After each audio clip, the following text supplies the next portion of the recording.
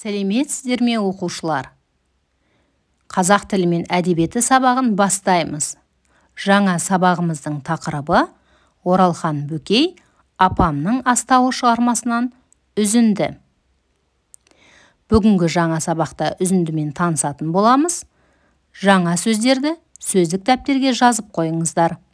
Еркелеу, баловаться, жасау, қыз жасауы, приданное, жіп, нитка, құрақ көрпе, одеяло, лоскутное одеяло, тымақ, головной убор, жағымсу, жағымпаздану, льстить, танау шүйіру, высокомерность, щи тоқу, вязать щи. Щи – это вид рукодельного бытового изделия.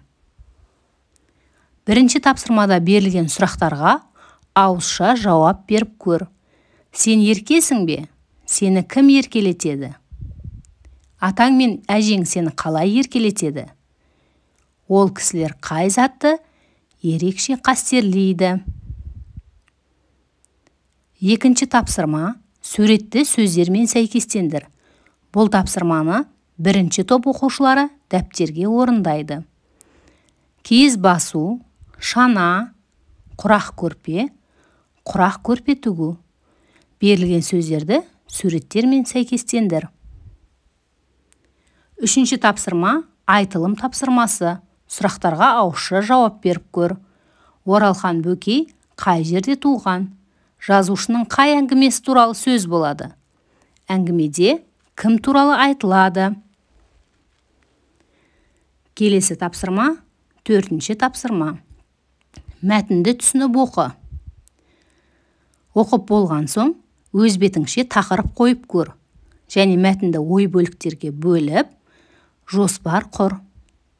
Мәтінге қандай тақырып қояр едің? Не себепті бұл тақырыпты таңдадың? Бұл екінші топ оқушыларына арналған тапсырма. Бесінші тапсырма. Ауызша орындаймыз. Сұрақтарға жауап бер. Жазушы кім туралы жазған? Шығарма кімнің атынан баяндалған?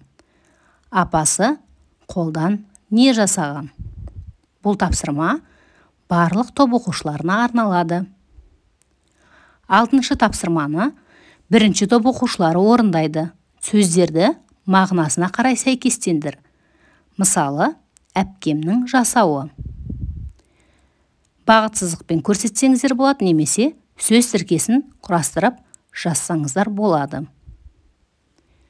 Сегізінші тапсырмада сөйлемдегі шатасқан сөздерді орын тәртібіне сай жазасыздар. Мұны екінші топ оқушылары орындайды.